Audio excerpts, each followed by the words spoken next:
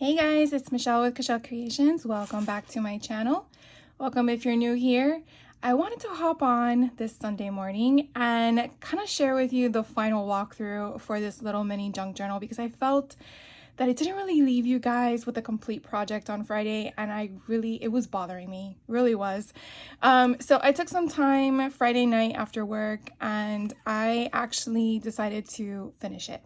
So what I ended up doing, because I felt like the closure needed a closure, the book, because it kind of gave it that huge alligator mouth as like this one. Of course, this one's a little bit bigger, so it really was like an accordion kind of concept. And so I went through my supplies and I found some elastic round cord that I basically just wrapped around my book, and that way it has little beads hanging off of it to kind of give it some fun stuff. But it's just basically that. It's, as you can see, it just keeps the book closed.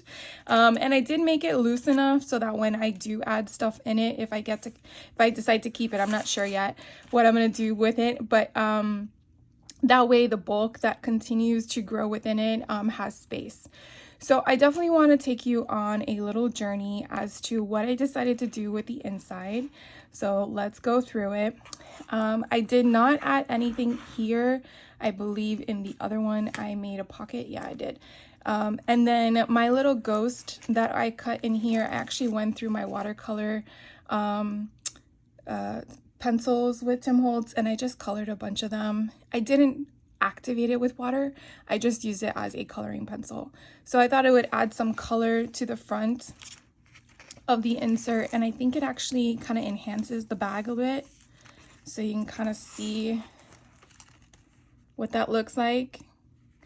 And then I left this empty, and then then as we did in the Friday class or the Friday video, I left the ghost there, left Spooky there.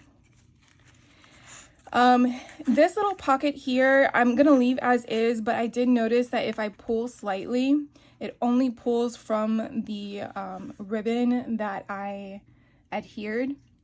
I do suggest that if you are going to make any books like this and you are going to sew, try to do the pockets first before you sew, because that way it just helps secure it stronger, in my opinion. Is it wrong? No, I just offer that little tidbit. You know, if you're going to use it for function, you definitely want it to last and not fall apart on you. And then I went through my scraps. I'm sure all of us have piles of scraps. I have like a whole tray assortment next to me of like 4 rows of scraps, because they're not small enough to throw away, but they're not big enough to put where they belong. So they just live there. And so what I did was I went through my dies, and I know I didn't use this one with you guys on Friday. So I found this one in my stash. I don't know why I didn't pull it initially. So what I did was I basically just cut out, and you'll find the insert later in the book, but I basically cut it out with the intention of making it like a bookmark. And then I just backed it with cardstock of my choosing.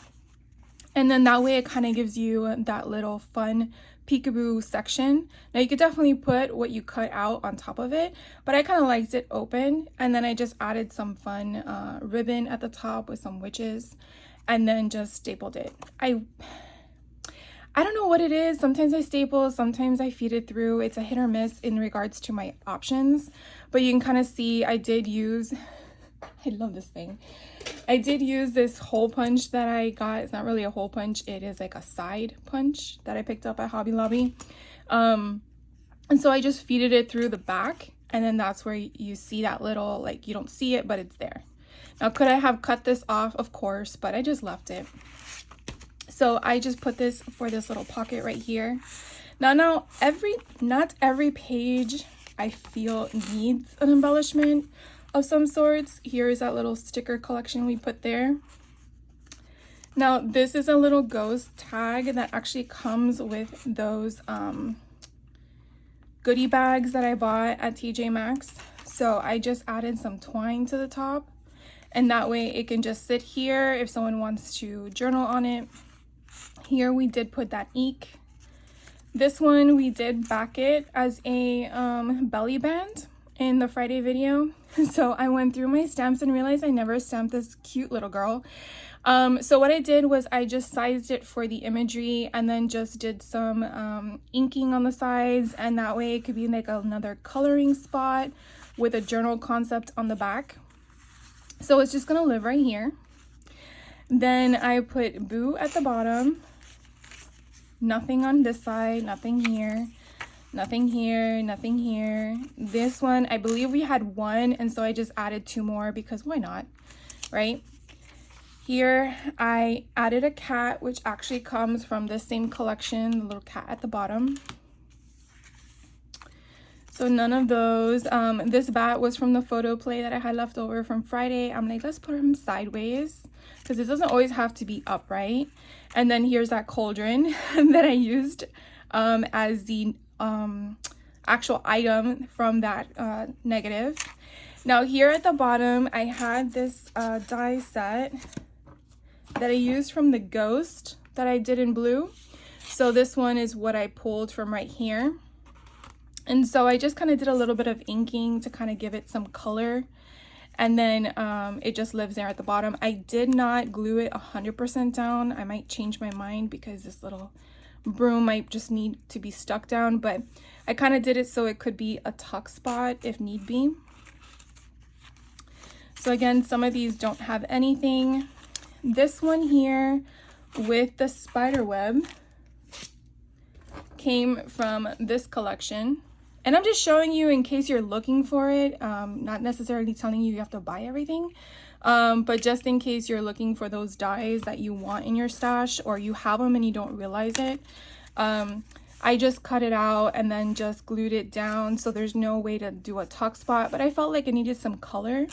So I went with, again, whatever was in my stash. As you can see, I had some cut aparts and I just cut part of it off. And you know, again, it depends on what you deemed as unusable in regards to leftover bits. Here we left this little vampire guide color if someone wanted to. And then let's see what else. On this one, I put a ghost off to the side, so it's like a page turner. And then when you turn the page, I did one that says trick or treat. So again, I just took remnants of a purple background and then just made a tag, like a pendant tag.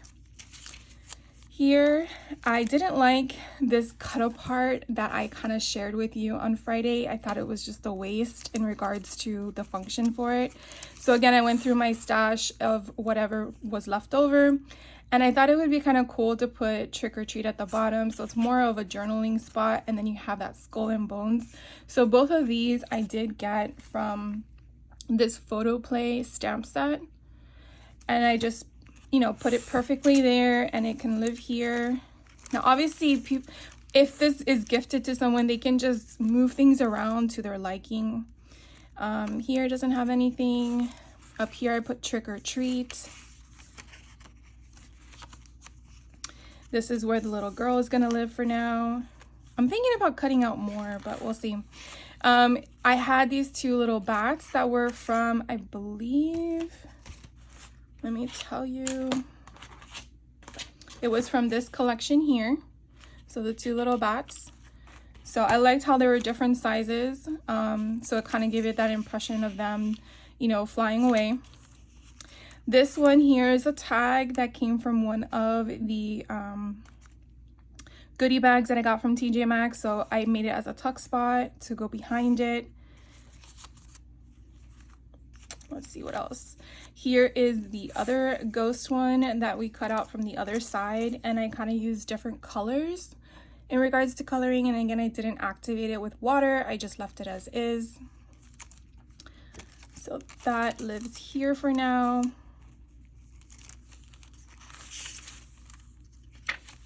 And then I did cut out another one of these because I didn't really do a good job in my viewpoint of what I wanted to come out of. I don't know where that one went. I think it fell on the floor or something. But I did another one, and I just did it with the purple. I ended up using Villainous Potion in Oxide. I felt like it kind of blended more than the blue with the purples that I added to the book. So we have our little paper clip guy that we guys did together. Now this one I had left over from when I did the dinosaur book. I had one of these. This is a die set that I use. It's from Sizzix. It's like a layering panel, and so I found it in my stash. I'm like, oh, the blue goes perfectly. So I added a kitty cat at the bottom and then Happy Halloween at the top, so it could be like a journaling spot. And then she is from the same die set as the bats and the cat and the cauldron, so I really got a lot of use out of that. And then she's holding the little mouse in her hand. Here is another tag that I created, but using the mouse. And kind of, if you know, I know I'm not a mouse. Oh my gosh, a cat. But I was saying it kind of looks like a mouse at the same time, depending on how you interpret it. It could be a giant mouse or a rat, I guess. But I just thought it was kind of cool, and I kind of did exactly the same concept. I just backed it so you can kind of see that shadowing underneath.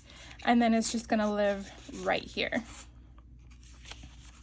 Then I put another kitty cat on the side, and that is it. So I definitely wanted to hop on real quick, short video, just to share with you the finished project, because again, I felt like I didn't really give you a complete look on Friday, and it just, again, it bothered me. I did add another ghost at the bottom. So we did the 3 charms here. I added the ghost. So it's kind of fun. Whether you just have it as an art piece or if you use it as an intention of a junk journal where you add things to it. I mean, it's just to take a candy box and just incorporate it. And I mean, the cover really doesn't need anything, because I feel like it does what it needs to do on itself. These things are just so much fun. And I mean, I did eat all the candy of this one. This one just didn't taste very good for me. But it could be up your alley, but these junior mints were like awesome.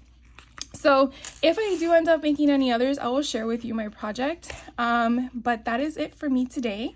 Hopefully I have some more fun projects for Halloween creation later this week. And if you have any questions or comments, please don't hesitate to ask. I love reaching out to you guys when you reach out to me. And I will catch you in the next video. So have a great rest of your Sunday, and I will see you later. Bye.